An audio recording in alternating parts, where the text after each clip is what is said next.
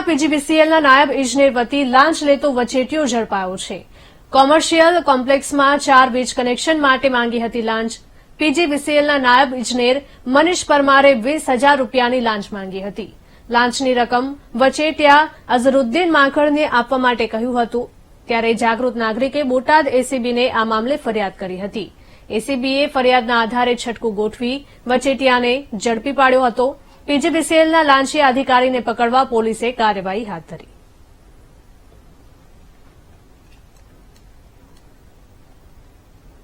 તો બરવાડા પીજીવીસીએલના નાયબ ઇજનેર વતી લાંચ લેતો વચેટિયો ઝડપાયો છે।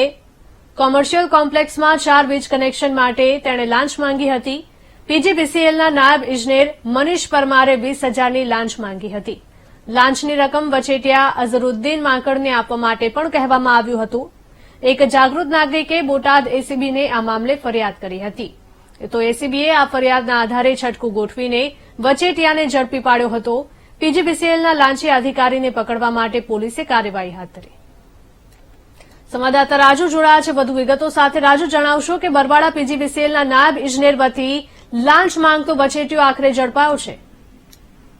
હિરલ, વાત કરીએ તો બરવાડા પીજીવીસીએલ ના જે નાયબ ઇજનેર છે મનીષ પરમાર, તેઓની પાસે બરવાડાના એક જાગૃત નાગરિકે પોતાનો ખાનગી કોમ્પ્લેક્સની અંદર 4 વીજ કનેક્શનોની માંગણી કરી હતી અને ત્યારબાદ તેઓ તેને ઇજનેરને મળ્યા હતા, ત્યારે ઇજનેરે તેઓની પાસે એક કનેક્શન દીઠ એટલે કે 5,000 રૂપિયા સરેરાશ 4 કનેક્શનોના 20,000 રૂપિયાની લાંચની માંગણી કરી હતી અને તેઓએ જણાવ્યું હતું કે ભાઈ અઝરુદ્દીન માંકડ નામનો જે વ્યક્તિ છે તેઓને તમે આ પૈસા આપી દેજો એટલે તાત્કાલિક અસરથી તમને કનેક્શનો આપવામાં આવશે।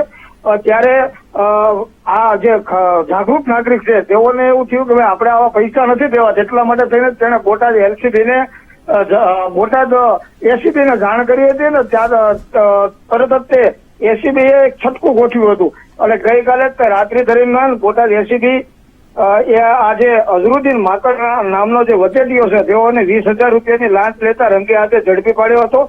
જ્યારે નાયબ ઇજનેર મનીષ પરમાર છે તેઓ હાલ તેને પકડવા કાર્યવાહી હાથ ધરી છે। જી રાજુ, તમામ માહિતી બદલ આપનો આભાર।